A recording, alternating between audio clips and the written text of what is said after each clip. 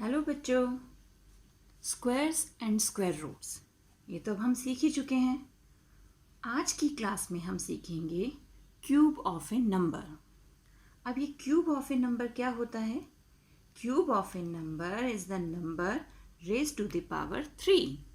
यानी किसी भी नंबर का क्यूब निकालने के लिए हमें क्या करना होता है? फॉर एग्जांपल हमें 2 क्यूब चाहिए तो 2 रेज टू द पावर 3 यानी 2 की पावर 3। और इसे हम जब एक्सपेंडेड फॉर्म में लिखते हैं तो इट मीन्स हमें 2 को 3 टाइम्स मल्टीप्लाई करना है। ये बात ध्यान रखनी है, 2 को 3 से मल्टीप्लाई नहीं करना है, 2 को 3 टाइम्स यानी 3 टाइम्स हमने लिखा और फिर हमें 2 को मल्टीप्लाई करना है। यानी 2 2 ज़ा 4, 4 2 ज़ा 8। तो आंसर क्या आ गया हमारे पास? 8। सिमिलरली अगर हमें 3 क्यूब चाहिए यानी 3 रेज टू द पावर 3 तो इट मीन्स हमें क्या करना है? 3 को 3 टाइम्स मल्टीप्लाई करना है। यानी 3 इंटू 3 इंटू 3 यानी 3 3 ज़ा 9, 9 3 ज़ा 27। सिमिलरली हम बाकी नंबर्स के भी जिसका हमें क्यूब निकालने के लिए कहा जाए हम क्यूब निकाल सकते हैं। बस हमें उस नंबर को 3 टाइम्स मल्टीप्लाई करना है।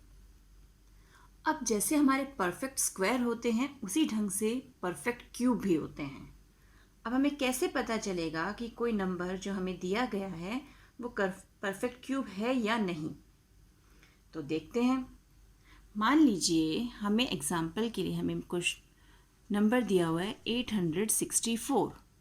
हमें ये चेक करना है 864 इज़ अ परफेक्ट क्यूब और नॉट। तो परफेक्ट स्क्वायर के लिए हम क्या करते हैं? उसके प्राइम फैक्टर्स बनाते हैं। तो परफेक्ट क्यूब के लिए भी हम सेम थिंग करेंगे, हम 864 के प्राइम फैक्टर्स बनाएंगे। तो प्राइम फैक्टराइजेशन तो हमें आता है। अब हम स्टार्ट करते हैं 2 से। 2 4 ज़ा 8, 2 3 ज़ा 6, 2 2 ज़ा 4, अगेन 2, 2 2 ज़ा 4, 2 1 ज़ा 2, 2 6 ज़ा 12, अगेन 2 1 ज़ा 2, 0, 2 8 ज़ा 16, 2 5 ज़ा 10, 2 4 ज़ा 8, 2 2 ज़ा 4, 2 7 ज़ा 14। अब आगे हमारे पास 27। 27 किससे डिवाइड होगा? 3 से। 3 9 ज़ा 27, 3 3 ज़ा 9 एंड 3 1 ज़ा 3। तो ये हमारे पास कंप्लीट फैक्टर्स आए। इट मीन्स हम 864 को कैसे लिख सकते हैं? 864 is equal to 2 into 2 into 2, फिर 2 इंटू 2, देन 3 इंटू 3 इंटू 3। ये हमारे पास फैक्टर्स आ गए। अब क्योंकि हम यहाँ पर क्यूब की बात कर रहे हैं तो जैसे हमने स्क्वायर नंबर्स में हम स्क्वायर की बात कर रहे थे यानी वहाँ रेज टू द पावर 2 था तो हमने पेयर्स बनाए थे। यहाँ हम बनाएंगे ट्रिपलेट्स। ट्रिपलेट्स यानी 3 3 का ग्रुप। अब सेम डिजिट्स का यानी ये 2 2 2 ये सेम है, इनके 3 का हमने ग्रुप बना दिया। फिर अगेन 2 इंटू 2, इसके साथ तीसरा नंबर कोई नहीं है यानी इसका ग्रुप नहीं बन सकता। अब 3 इंटू 3 इंटू 3 यानी 3 भी 3 टाइम्स है तो इसका भी ग्रुप बन गया।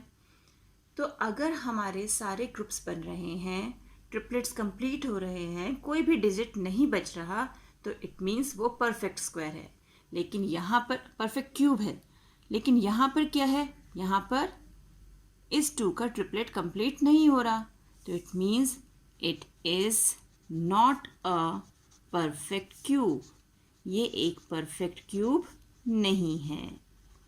देखा आपने, यहाँ पे हमें ट्रिपलेट्स बनाने हैं और अगर हमारे ट्रिपलेट्स कंप्लीट नहीं होंगे तो वो परफेक्ट क्यूब नहीं होगा। एक एग्जांपल और देखते हैं। फॉर एग्जांपल हमें नंबर दिया गया है 729। अब हम 729 के फैक्टर्स बना लेते हैं। 729 किससे डिवाइड होगा? 3 से। 3 2 ज़ा 6, 3 4 ज़ा 12, 3 3 ज़ा 9, 3 8 ज़ा 24, 3 1 ज़ा 3, 3 2 ज़ा 6, 3 7 ज़ा 21, अगेन 9, 3 एंड 1। तो यहाँ भी हम चेक करते हैं हमारे ट्रिपलेट्स कंप्लीट हो रहे हैं या नहीं। तो पहला ट्रिपलेट तो ये हो गया, दूसरा ट्रिपलेट हो गया ये। क्या कोई नंबर बचा है? नहीं। यानी यहाँ पर हमें कंप्लीट ट्रिपलेट्स मिल रहे हैं, कोई भी हमारा नंबर रिमेनिंग फॉर्म में नहीं है। तो it means it is a, क्या है ये, परफेक्ट, परफेक्ट क्यूब। ये एक परफेक्ट क्यूब है। यानी हम 3 and 3 3 and 9 को 3 टाइम्स मल्टीप्लाई करेंगे तो हमें 729 यानी 729 मिल जाएगा। तो इस ढंग से प्राइम फैक्टराइजेशन की हेल्प से हम ये पता कर सकते हैं कि गिवन नंबर यानी जो नंबर हमें दिया गया है वो परफेक्ट क्यूब है या नहीं। आई होप आपको ये कॉन्सेप्ट क्लियर हो गया होगा। बहुत ही ईजी कॉन्सेप्ट है। तो इस कॉन्सेप्ट से रिलेटेड क्वेश्चंस की प्रैक्टिस करेंगे। तो मिलते हैं एक और वीडियो में। तब तक keep practising and enjoy maths.